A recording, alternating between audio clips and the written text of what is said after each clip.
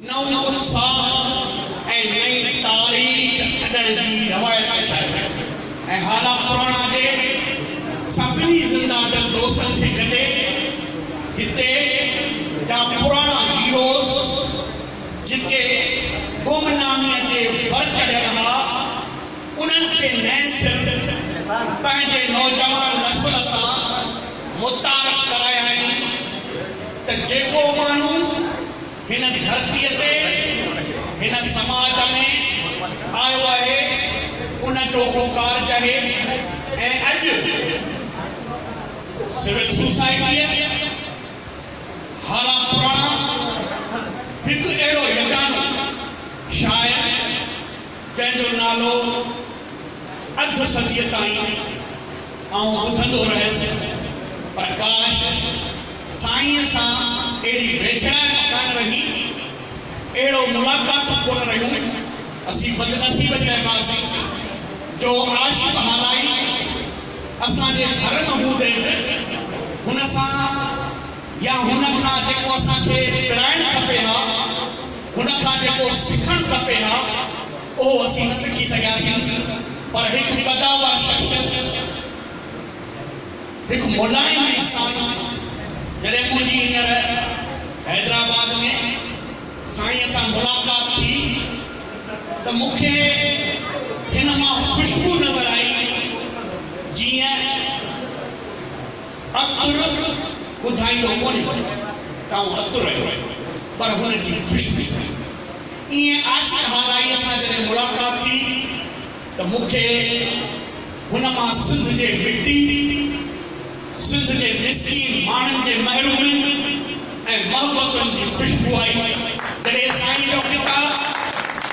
मूं पढ़ियो त मूं सोचियो काश असां वटि बि अहिड़ा शाइर आहिनि जिन खे असांजे समाज ऐं सोसाइटीअ नज़रअंदाज़ करे छॾियो आहे पर वरी बि चस आहे साईं गुलफाम शाह ऐं सिविल सोसाइटी जिन नई रवायत खे जन्म ॾींदे आशिक़ हालाईअ जो जन्म ॾींदी त 29 तारीख़ हो पर हुनखे भेटा ॾियणु हुन सां मोहबतूं वंडणु हुन सां प्यार वंडणु लाइ हुनखे हाला पुराणा गुल हाउस ते अॼु भेटा ॾिनी आहे आशिक़ सूंह जो शाइर आहे आशिक़ सच्चाई जो शाइर आहे आशिक़ आदर्शन जो शाइर आहे आशिक़ सिंध जो शाइर आहे आशिक़ हिन समाज जो बाग़ी शाइर आहे छो त मूं जॾहिं साईं जी सिटूं पढ़ियूं त साईं जे शाइरीअ में सल्फ़ जूं रवायतूं ऐं पासदारी आहे साईं जे कलाम जी फ़नीबियत नज़र जी पुख़्तगी अक़ीदत ऐं इश्क़ किरदार जी झलक शाइरीअ में मौसीक़त माहौल निगारी वाक़िआ निगारी ऐं नवां लुभाईंदड़ तर्जा इल्मी नुक़्ता ॿोलीअ जो मयारी विझणु ऐं पुराणनि मौज़ुअनि में जिदत जेका हर कंहिं माण्हूअ जे वस जी शइ नाहे आशिक़ साईं फरमाए थो हिते हर माल अथई बेकाऊ हिते हर माल अथई बेकाऊ रुगो अघु सौदो रखिजा हिते आलिम अलम विकामे थो हिते सच ऐं कलम विकामे थो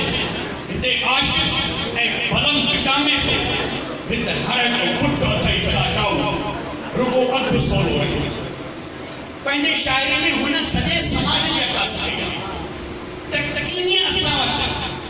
असांजे सिस्टम में जिन खे असां अॻुवान चूंडियो जिन खे असां पंहिंजो मालिक चूंडियो जे लतीफ़ चयो त कुझु सिर्फ़ वेझनि त तवी बन कढिया ॾही ॾभ ॾॾनि पाण बि ॾुख त हिन उन्हनि माण्हुनि जी निशानदेही आहे जेके माण्हू टके टके ते इब्राहिम मुंशी चयो न जी ईअं विकाणा जिन्हनि ढेर विकाणा उन्हनि माण्हुनि वेसा ख़राबु कयो आहे जेके असां जी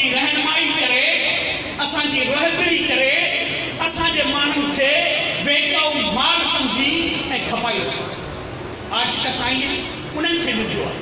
छो शाइरीअ में ॿिनि क़िस्मनि जी जेका हूंदी आहे, ख़्यालात हूंदी आहे। शाइर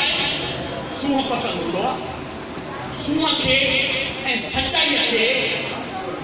पंहिंजे अखियुनि समाज में तोरे हलंदो आहे। पर जॾहिं हिते जूं महरूमियूं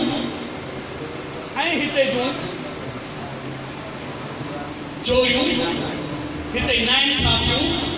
उहो जॾहिं हुनखे ॾिसंदो आहे त पोइ चए थो जित चोर खे रखवार ॾिसी, जित चोर खे रखवार ॾिसी थो, कंहिं शरीफ़ खे बेहाल ॾिसी थो, पोइ पुछी थो क़यामत कॾहिं। जॾहिं समाज जी सूरत इहा हुजे, जहिड़ा लतीफ़ चयो आहे त कुल्हे हाकिम कंजरो